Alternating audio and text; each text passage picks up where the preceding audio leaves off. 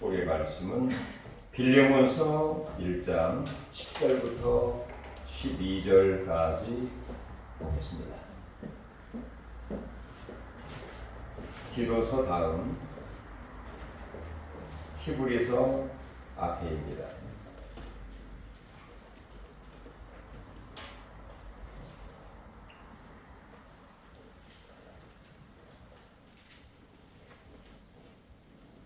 우리 같이 합독하시죠. 갇힌 중에서 낳은 아들 오네시모를 위하여 내게 간구하노라.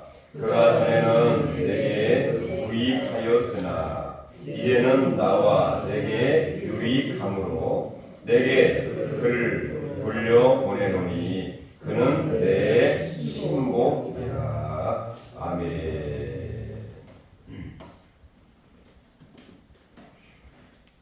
세상에는 세 종류의 사람이 있다고 합니다. 첫 번째 사람은 매사에 피해를 주는 그런 사람이 있다고 합니다. 이런 사람을 가리켜서 비유적으로 거미와 같은 인생이다 이렇게 표현을 하기도 하고요. 또한 불의의 사람은 있으나 마나 하는 그런 사람, 별로 자기만의 삶을 위해서 살아가는 그런 사람, 이런 사람을 가리켜서 개미와 같은 사람이다 이렇게 표현을 합니다. 마지막 세 번째 불의의 사람은 꼭 필요한 사람, 많은 사람들에게 유익을 주고 자기에게도 기쁨이 드는 그런 사람을 가리켜서 꿀벌과 같은 사람이다 이렇게 표현을 하기도 합니다. 그러나 대부분의 사람들은 누군가에게 유익을 주고 나에게도 큰 기쁨이 되는 꼭 필요한 사람이 되기를 원하는 것이 인지상정이죠. 아무쪼록 우리 모든 성도님들, 우리 모두는 진정 하나님께 영광이고 또 하나님과 교회와 가정과 우리 모두에게 정말 유익을 주고 꼭 필요한 그런 사람들이 될 수 있기를 주님의 이름으로 축원합니다. 과연 꼭 필요한 사람이 어떻게 될 수 있을까? 오늘 본문에 소개되고 있는 사람은 오네시모라고 하는 그런 사람입니다. 오네시모. 근데 이 오네시모라고 하는 사람은 바로 예수를 만나기 전에는 범사에 무익한 사람이었습니다. 무익이란 무슨 말인가요? 다른 사람들에게 도움이 되지 않는 사람이라 그런 말이죠. 도움이 되지 않는 사람, 이런 사람인데 그가 어떤 계기를 통해서 유익한 사람이 되고 그다음에 이 바울 사도의 신복이 되었다. 신복이라는 게 어떤 내 심장을 가리키, 몸의 어떤 일부분을 가리킬 때 신복이다 이렇게 표현하죠. 꼭 필요한 그런 사람이 되었다 그런 얘기죠. 따라서 오늘 본문을 중심으로 해서 유익한 자 신복 오네시모라는 제목을 같이 한번 말씀을 나누면서 정말 이 5월이 가기 전에 우리 가정에 먼저는 내가 꼭 필요한 사람이 되고 교회와 또 하나님 나라에 꼭 필요한 그런 사람이 되기를 바라면서 오늘 같이 말씀을 나누기 원합니다. 그럼 먼저 이 오네시모라고 하는 사람, 이 오네시모라고 하는 사람은 어떤 사람이었나? 오늘 바울 사도는 그렇게 얘기를 하고 있죠. 11절에 그가 전에는 너에게 무익하였으나, 그러니까 전에는, 그러니까 지금은 그렇지 않다 그런 얘기죠. 전에는 이 너에게 그 당시 이 오네시모라고 하는 사람은 빌레몬의 집에 종처럼 생활하는 그런 사람이었습니다. 이 빌레몬이라고 하는 사람은 골로새 지역에 상당히 유지이면서 부자였습니다. 그리고 또한 이 빌레몬은 예수를 믿고 하나님을 섬기는 그런 사람이었어요. 그러다 보니까 자기 집을 내놓아 예배 처소로 이렇게 섬기는 그런 믿음의 사람이고 헌신의 사람이고 충성스러운 그런 사람이었습니다. 자, 그런 집에 이 오네시모가 종이었다고 하는 것이죠. 사실 이 오네시모라고 하는 이름의 뜻은 오히려 유익한 자, 꼭 필요한 자, 그런 의미를 갖고 있는 이름입니다. 그런데 이 오네시모 그 이름과는 상관없이 전혀 그 주인에게 도움이 되지 않는 그런 사람이었다는 것이죠. 왜 도움이 되지 않았는가? 아마 그 집에서 일을 하면서 주인이 원하는 대로 일도 하지도 않을 뿐만 아니라 오히려 속을 썩히는 그런 사람 있지 않았나, 그런 생각이 들기도 하고, 심지어는 그 집에서 도망을 쳐 나오게 된 것이죠. 자, 도망을 쳐서 나오게 될 때에 어떻게 했느냐? 아마도 그 빌레몬 주인의 돈을 좀 훔쳤다든지 아니면 귀중한 물품을 가지고 나온 것 같습니다. 왜냐하면 오늘 본문 18절에 보면 그런 말씀이 있습니다. 이후에 바울이 이 오네시모와 편지를 써서 빌레몬에게 전하게 될 때에 이런 내용을 쓰게 되죠. 그가 만일, 즉 오네시모가 만일 빌레몬 너에게 불의를 하였거나 내게 빚진 것이 있으면 그것을 내 앞으로 계산하라 한 그런 내용을 쓴 것을 보면, 이 빌레몬이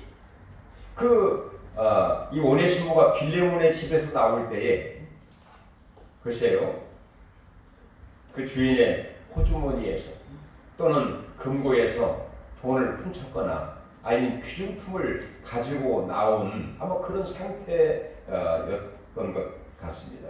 그러니까 경제적으로도 피해를 주는 그런 사람이었죠. 또한 이 주인의 신뢰를 저버리고 어떻게 보면 배신을 했다고도 볼 수가 있겠죠. 자, 신뢰를 저버리고 또 배신을 할 뿐만 아니라 바로 그 주인인 빌레몬이 그 지역에 살면서 사람들이 뭐라고 얘기하겠습니까? 당신의 종인 이 오네시모가 도망을 왜 쳤겠어? 하면서 이 빌레몬에 대해서 좋지 못한 그런 이야기들이 구설수에 오를 수 있었겠죠.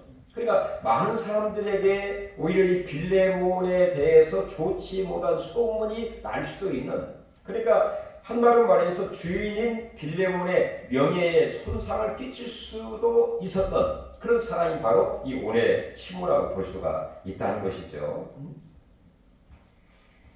뿐만 아니라 이 빌레몬의 집에서 예배 처소가 있고 온 가족이 하나님을 잘 섬기는 그런 가정입니다. 오늘 1절, 2절에 보면 이 빌레몬은 그 유지였고 그의 아내는 아비아라고 하는 그 여인, 그 다음에 그 아들은 아키뽀라고 하는 사람인데 이 바울이 이렇게 표현을 해요. 우리와 함께 병사된 아키뽀. 그러니까 정말 그 주님의 병사처럼 자기 사사로운 그 이익에 얽매이지 아니하고 주를 위해서 헌신하고 봉사하고 충성스러운 주님의 군사처럼 일했던, 그렇게 헌신하는 그 삶을 그 아들도 살게 되었다는 것이죠. 그러니까 온 식구가 정말 주를 위해서, 복음을 위해서, 교회를 위해서 충성스럽게 헌신하는 멋진 그런 가정이에요. 자, 그런데 불구하고 이 오네시모가 거기 나왔다고 하는 것은 그들과 함께 신앙생활은커녕 신앙적으로 영적으로 오히려 스트레스를 많이 주지 않았는가. 오히려 그게 부담스럽고 거북스러워서 그 집을 뛰쳐나올 수도 있지 않았을까, 그런 생각을 하기도 합니다. 이렇게 오네시모 정말 그 주인인 빌레몬에 전혀 도움이 안 되는, 오히려 스트레스를 주기도 하고 유익하지 못한 그런 종이었습니다. 그 당시 시대에는 종은 주인의 거의 관물과 같은 그런 시대였고, 만약에 그 피해를 주거나 또 나와서 잡히게 되었을 때에는 주인에 의해서 처벌을 받거나 또는 거의 매몰을 당할 수밖에 없는 그런 시대였습니다. 자, 이런 가운데에 이 오네시모가 그 집을 나와 결국에 어디로 갔느냐? 로마 감옥에 있는, 마침 이 바울 사도가 있는 로마 감옥에 가게 된 것이죠. 그리고 이 바울을 통해서 궁극적으로 바로 복음을 듣게 되었고 예수를 만나게 되는 계기가 된 것입니다. 참 이것도 보면 우리 어떤 인간적인 생각을 뛰어넘어 하나님도 놀라운 섭리가 있지 않았나 우리가 확신을 하게 되는 것이죠.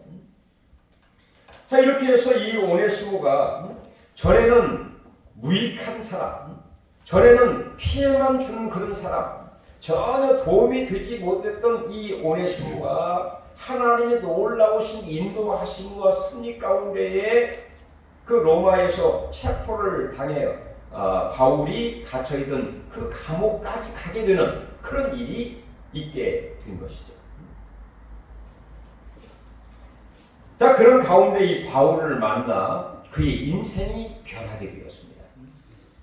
그의 인생뿐만 아니라 그의 신앙과 삶 전체가 완전히 바꿔지게 되는, 그래서 오늘 성경은 12절에 그렇게 얘기를 하고 있죠. 그가 전에는 내게 무익하였으나, 그 다음 읽어볼까요? 이제는 나와 너에게 유익함으로. 자, 이제는 이 말은 무슨 말입니까? 바로 바울을 만나, 그리고 복음을 듣고 바로 예수를 믿음으로 말미암아 이제는 예수를 믿음으로 말미암아 이제는 바로 나와 바울과 그리고 그 주인인 빌레몬에게 유익한 도움을 줄 수 있는 꼭 필요한 그런 사람이 되게 되었다. 정말 놀라운 하나님의 은혜와 축복이라고 볼 수가 있겠죠. 과연 이 바울 사도는 이 빌레몬에게 어떤 복음을 이야기했을까? 왜 그가 인생이 변하고 신앙이 바꿔지게 되었을까? 여러 가지로 우리가 생각을 해볼 수 있습니다. 왜냐하면 바울 역시 그가 예수님을 다메섹에서 뜨겁게 인격적으로 만나기 전에는 오히려 예수님께 또 믿는 사람들에게 피해를 주는 사람이었거든요. 오히려 아픔과 상처를 주는 그런 사람이었습니다. 스데반이 순교를 당할 때, 그가 죽을 때 그 자리에 있게 되었고, 제일 앞장서서 스데반을 순교하는 그 일에 앞장섰던 사람이 바로 이 사울이죠. 그런데 다메섹에 예수 민자들을 체포하기 위해서 가다가 정오 한 12시쯤 되었을 때 갑자기 태양보다 더 강력한 빛을 보게 되었고, 그리고 그 빛으로 인하여 우리가 세상적인 표현을 꼬꾸라지게 됩니다. 땅에 이 강력한 빛으로 인하여 그 충격, 그 감동을 위해서 쓰러지게 되었죠. 눈이 보이지 않게 되었습니다. 바로 이것을 이 태양보다 강력한 그 빛을 우리가 어떻게 해석을 하느냐? 바로 부활하신 예수님이 그를 보셨다, 이렇게 해석을 하기도 합니다. 그러니까 하늘로부터 계신 그 예수님께서 다메섹에 예수님자를 체포하고 피해를 주고 고통을 주고 체포하기, 감옥에 갇히게 하기 위해서 가는 이 사울을 예수님이 바라보게 되었다는 것입니다. 예수님의 화려한 그 찬란한 그 얼굴을 바라볼 때에 그 사울이 눈이 멀게 되고 찬란한 빛에 눈이 멀게 되어 쓰러져 눈이 보이지 않게 되는 사흘 동안이나 그런 일이 있게 된 것이죠. 자, 이렇게 사울은 부활하신 예수를 만나기 전에는 이렇게 피해를 주고 고통을 주고 민자들을 체포하고 바로 죽이는 데 앞장섰던 그 사울이었는데, 예수를 만나게 되면서 그의 인생이 변하고 신앙이 변하고 삶의 가치관과 목적과 그의 온 삶이 송두리째 변화가 되면서 이제 주를 위해서 복음을 위해서 또 믿지 않는 수많은 자들을 위해서, 이방인을 위해서 택한 그릇으로 쓰임을 받게 되는 그런 일이 사울에게 있게 된 거 아닙니까? 그래서 아마도 무엇보다 첫 번째는 이 바울이 되어서 이 오네시모에게 자기의 감정을 이야기를 계속했을 것입니다. 나도 전에는 이런 사람이었는데 하나님의 극적인 섭리와 은혜 가운데 담에색에서 예수를 만나가지고 내가 이렇게 변하게 되었다. 내가 새로운 사람이 되었다. 정말 하나님께 또 우리 예수님께 유익한 그런 삶을 살게 되었다. 라고 간증을 많이 했겠죠. 그 얘기를 들으면서 이 오네시모 정말 종 같은 그런 인생인데 나도 전혀 도움이 안 되는 인생인데 나도 예수를 만나게 되면 변하게 될 수 있을까? 새로운 사람이 될 수 있을까? 누군가에게 정말 도움이 되고 유익한 사람이 될 수 있을까? 고개를 갸웃갸웃 했지만 바울의 간증을 계속 들으면서 성령 하나님께서 그의 마음에 감동을 주시고 그의 마음을 움직여 주심으로 인하여 서서히 이슬비에 옷이 젖는 것처럼 변하게 되었겠죠. 뿐만 아니라 변하는 그런 모습을 보면서 바울은 이 오네시모 종에게 복음을 전하게 되었죠. 우리 인생은 다 하나님의 피조물인 영적인 하나님의 복받은 인생이었지만 죄로 인하여 우리가 교만과 또 불순종을 인해서 죄를 지게 되었고 그 죄로 인해서 우리가 다 죄의 종이 되었노라. 요한복음 8장 34절 36절 이하에 보면 죄를 범하는 자마다 죄의 종이라.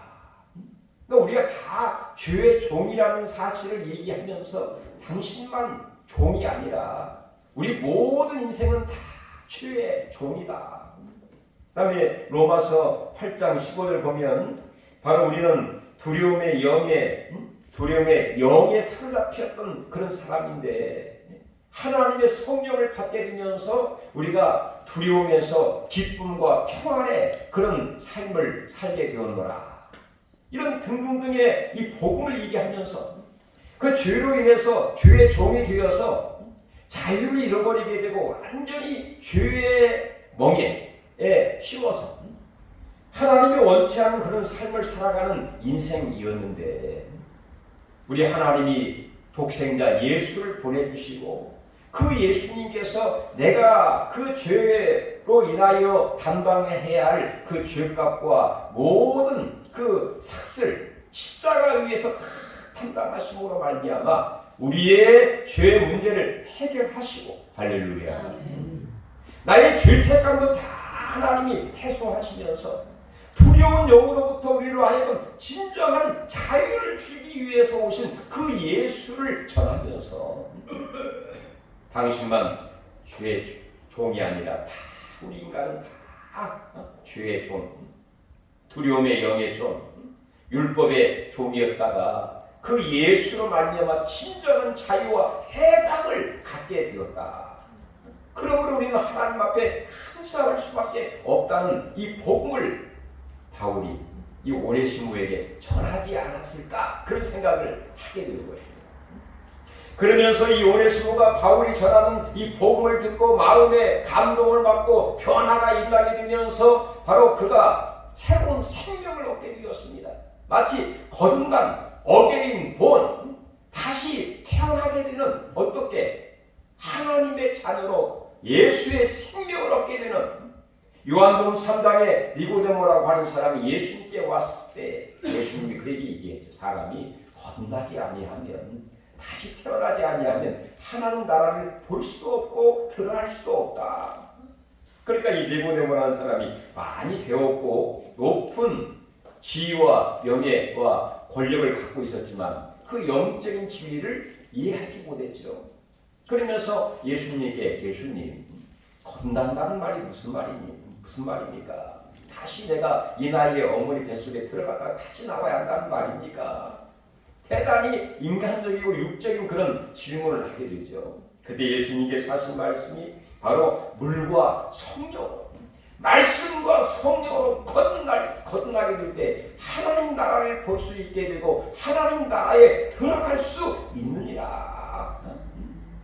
우리가 말씀과 기도로 우리가 거듭나게 됩니다. 베드로전서의 말씀했던 것처럼 우리가 거듭나는 것은 말씀으로 말미암느니라. 하나님 말씀을 들을 때 내 심령이 새롭게 태어나게 됩니다.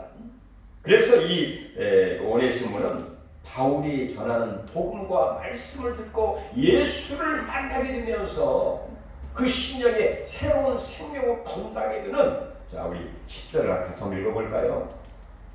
갇힌 중에서 낳은 아들 오네시모를 위하여.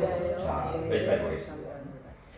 갇힌 중에서, 그러니까 이 바울이나 오네시모가 이 감옥에 갇힌 상태에서 복음으로 나았다는 것입니다. 다시 태어났다는 것이죠. 바로 주의 종의 상태에서 진정한 자유를 얻어서 예수의 생명, 영원한 생명을 얻게 되는, 요한복음 4장 24절에도 너희가 내 말을 듣고 나 보내신 자를 믿는 자는 심판에 이르지 아니하고 사망에서 생명으로 옮겼느니라.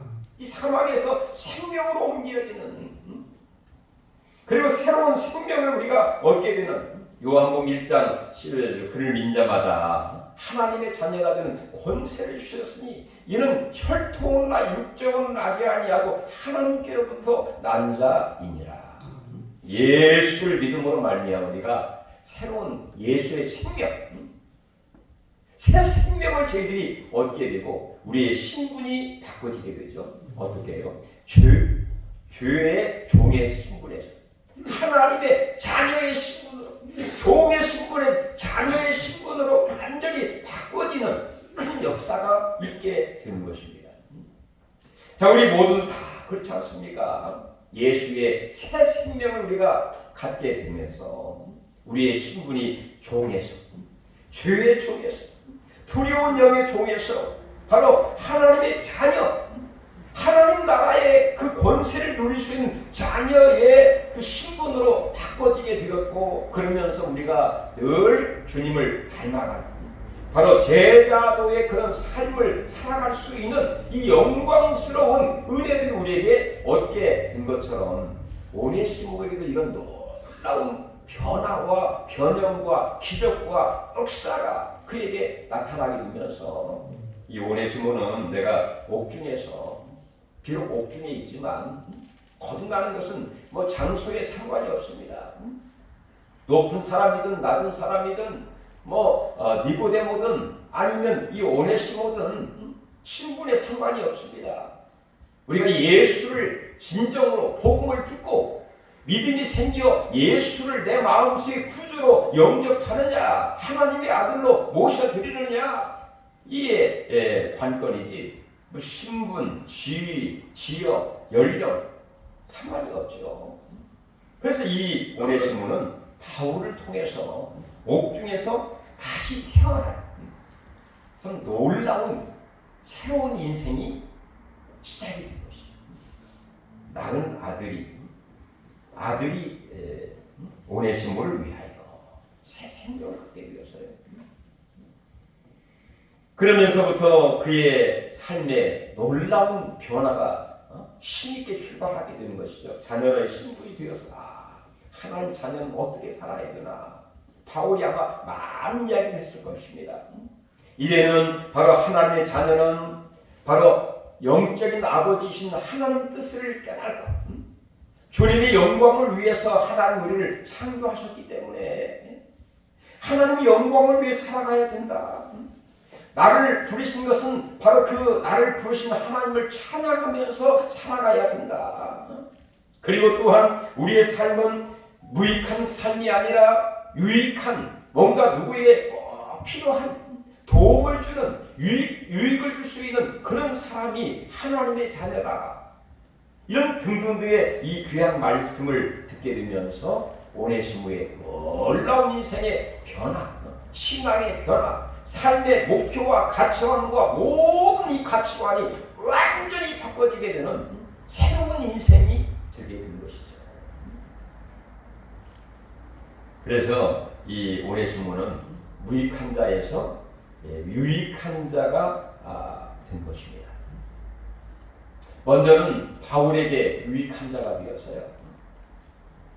바울이 비록 복음을 전하다가 감옥에 갇혀 있지 않습니까? 그러니까 이 오네시모가 이 바울과 전혀 상관도 없고 관련도 없고 듣긴 들었겠죠.